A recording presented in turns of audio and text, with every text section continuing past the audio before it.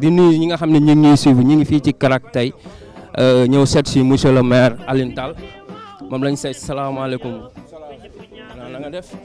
maa yaa ngi am jàmm dañu nuti leen waay mbaa leen ñoo xam ana monsieur le maire ma nga ne la gis nga dafa mel ni monsieur le maire moom laay seen nii de maire dafa mel ni monsieur le maire maa ngi lay ziar mais dafa mel ni xar bi mbëkku la. non xar bi mbëkku ma ne man maa ko mbëkk parce que maa terrassé xar bi. ba pare toog tranquillement instant yii quoi di xaar gars yi wàcc yàpp bi noonu indi ma xewlu si quoi. ah bon waaw fu mu nekk nii lan ngay wax askanu waa Baobab Sacré-Cœur Mermoz gannaaw ba ñu jullee ba pare. waaye mais tout d'abord yéen laay remercier ci geste bu rafet bi ngeen def nii man aw ma pay waa commune Mermoz Sacré-Cœur fii j'ai fait mes humanités.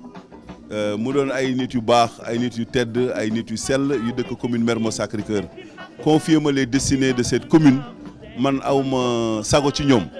waaw aw ma sago ci ñoom di leen gërëm di sant et puis di profiter juste de cette occasion pour di leen souhaiter une très bonne fête de tabaski yàlla bu mu doon sunu mujj tabaski et puis lépp luñ ci ñaan yàlla mun defal ñu ko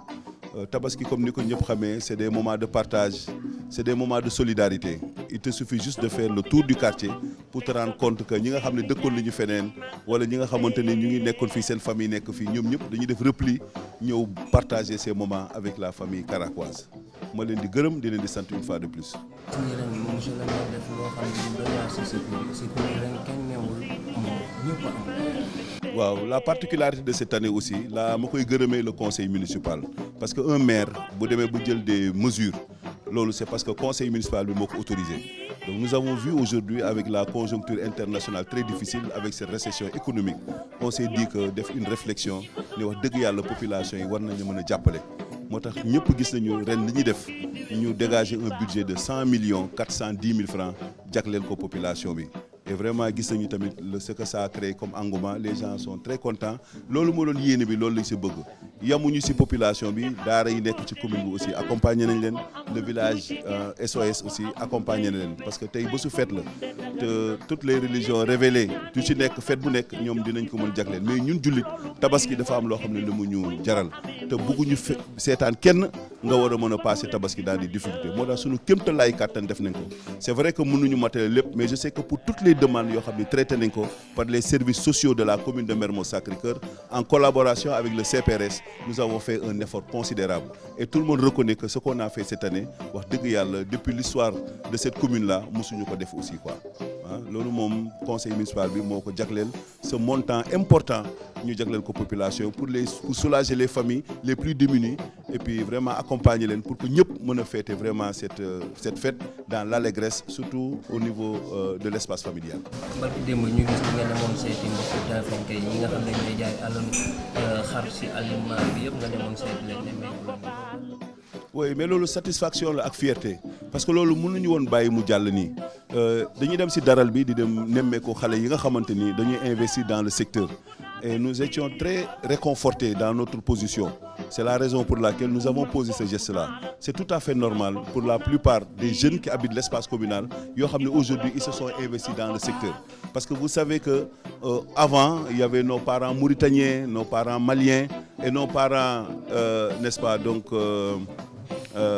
maliens yi nigériens yi ak mauritaniens yi ñoo daan ñëw di jaay xar fi mais maintenant léegi la tendance a changé parce que maintenant nous voyons beaucoup de jeunes s'investir dans le secteur porteur et li ma gën a am solo mooy que cette économie circulaire boo xam ne am na dans ce secteur là mooy da nga gis tey xale école tëj na nga gis ñoom am nañu une vision di ñoom di jaay buum ñii dem di jël di sang xar ñu leen di fay ñii dañuy def ay transporteurs la ñu mbooy dawal Jakarta ñu jël oto xar yi di koy transporter ba pare di si gagner dara donc ku ci nekk yaa ngi si gis sa bopp donc loolu aussi ñu doon encourager surtout le secteur là encourager tous les jeunes qui s'investissent dans le secteur parce que loolu bu ñu ko defee c'est parce que y a eu des pionniers qui ont montré la voie et qu'aujourd'hui vraiment on est heureux de le faire parce que léegi beneen espace boo xamante ni réflexion bu ñu am avec ces jeunes là je les ai dit que au sortir n'est-ce pas donc de cette fête de Tabaski il faudrait que ñu am lël bu ñu def ñu waxtaan parce que am na ay zones yoo xam ne dañ ko toléré woon mais c'est des espaces dédiés c'est des espaces yoo xam ne dañ ko war a aménager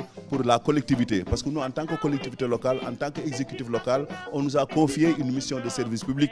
leneen mission boobu dudul dara muy améliorer les conditions de vie des populations et xale yi am na fam fu ñu fay jaayee xar du place su jaay xar moo tax ñoom ils l'ont compris suñu génne si tabaski dinañu waxtaan ñu cibler ay zones dans la commune loo xamante ni aussi mën nañu accompagner parce que l'autre réflexion qu'on devrait faire l'État l'a si bien compris secteur bi c'est un secteur porteur il faudrait aussi aménager ces espaces pour les jeunes au-delà de la commune sur l'ensemble du territoire du département de Dakar parce que on nous a même signalé que le président de la République a pris une décision à ce niveau bi nga xam ni Diamniadio jël fa ay hectares jox ko les éleveurs ça nous le saluons et puis je pense que la réflexion qu'on va faire à ce niveau dinañ ko mën a gën a yaatal fii mais leneen li xam comme avantage comme je l'ai dit nous sommes en zone urbaine nous n'avons pas beaucoup d'espace c'est la raison pour laquelle j'ai dit nous devons réfléchir pour aménager des espaces yoo xam ni bu tabaski jotee commune Mermoz Sacré ñoom ñëpp mën nañu dem approvisionner foofu parce que régler nañu le problème de la proximité nit da nga daan jël oto mu xam ne dimbali na ci transport nga dem fii ba daral ba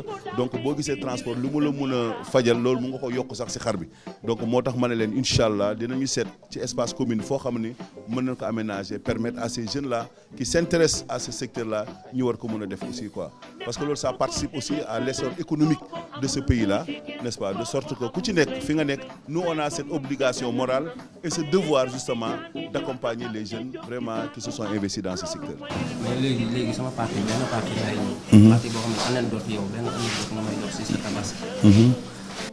oui mais c'est ça le plaisir ah. waaw mais li ma marqué tey nii lenn kese la muy c'est l'absence de ma maman. c'est la première tabaski ñuy fêter te sama yaay fekkewu ko loolu tey boo gisee xol yi tey tooy na loolu rek mooy loo xam ne marqué nañ ci bés bi parce qu'on avait une maman merveilleuse une maman pétrie de qualités humaines une grande dame de valeur c'était un philanthrope cette dame-là aujourd'hui nous avons vu qu'elle nous a beaucoup manqué aujourd'hui mais ainsi va la vie parce que la vie comme j'ai toujours dit nous pouvons l'assimiler à une symphonie où chacun joue sa partition elle a joué sa partition elle est vraiment partie rejoindre l'au-delà ñu koy ñaanal sunu borom yàlla guddal fanam ñang baalo ñang ma soogi ndaak sunu yaay sunu xarit boo xam ne tey lu ñu am tey moom la wax dëgg yàlla moo ñu jàppale moo ñu gunge et tey dem na aussi tamit loolu la fi bàyyi ce vide là mais je pense que toute la famille est là pour combler ce vide c'est ça la vie aussi quoi donc aujourd'hui je pense que les sœurs sont là les cousines sont là et sunu yaay ju baax ji ndey mère yaay Maymouna Ndiaye aussi donc elle est là pour nous accompagner elle a tenu haut et très fort ce flambeau là légué par cette grande dame qui nous a hélas quittés. kon monsieur le maire ñu ngi lay bëggee sa dernier mot. waaw mais di kontaan rek di kontaan di wax surtout la population de Mermoz Sacré-Cœur maa ngi leen di gërëm maa ngi leen di sant parce que nit mënul dara ñun yéene rek la ñu am pour tabax commune bu bees et c'est l'occasion aussi di gërëm le maire de Dakar mon frère mon ami Barthélémy Diaz parce que wax dëgg yàlla bi ma yàlla joxee lengay ba léegi amul benn yoon boo xam ne seetaan na ma il a toujours été à mes côtés pour m'accompagner pour l'accomplissement justement de cette mission ô combien noble et exaltante et comme je l'ai dit tantôt qui n'est rien d'autre que de rester ou de répondre efficacement et d'une manière efficiente aux aspirations des populations. Celle-là qui nous a fait confiance et nous serons toujours là à vos côtés pour vraiment œuvrer pour l'avenir de cette belle commune et qui est devenue une commune attractive. Et loolu aussi pour bâtir cette commune comme j'ai toujours dit je tends la main à tout le monde toutes les populations toutes les ressources humaines de qualité toutes ces personnalités de la commune et Dieu sait que nous en avons parce que la particularité de cette commune qui abrite aujourd'hui la cité des enseignants et je pense que ça c'est une aubaine c'est la raison pour laquelle dans le cadre d'une réflexion pour l'élaboration de ce plan stratégique le plan de développement local communal nous avons tendu la main à toutes ces personnalités et ils ont compris aussi et aujourd'hui nous avons déjà stabilisé sur les outils et dans les prochains jours nous allons élaborer ce document stratégique di gërëmaat bu baax commune Mermoz Sacré di leen wax ñun on sera toujours à vos côtés yaa leen ñun ñooy seen ay Baye Fall yaa la ñu dénk mission bi on fera tout pour ne pas décevoir incha allah maa ngi gërëm ñëpp di sant ñëpp yéen tamit maa ngi leen di gërëm di leen di sant parce que tey la tabaski vous avez laissé famille vous avez été laissé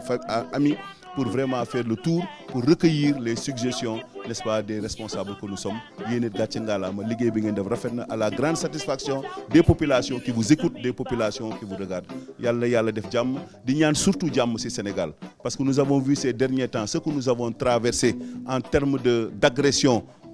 donc sous toutes ces formes donc nous avons vécu des moments très difficiles des moments sombres n'est-ce pas du Sénégal mais heureusement que les gens se sont ressaisis très tôt et c'est de cela qu'il s'agit nous avons un beau pays dëkk bu nekk am nga richesse ñun Sénégal richesse bu ñu am mooy c'est la paix moom la ñu ñëpp nawloo et aujourd'hui nous avons une démocratie majeure parce qu'aujourd'hui à travers le monde nous sommes cités en exemple de démocratie et loolu aussi c'est des acquis qui sont là, nous devons tout faire chacun en ce qui nous concerne ñu doog a consolider justement ces acquis là qui nous ont été légués par les anciens. Le flambeau là dañ ko war a téye waruñu caaxaane réew kenn du ko fooye mun nañu am des divergences de point de vue, on peut discuter, échanger, mais quant à peut-être que mu am cette violence verbale, nous devons bannir ça dans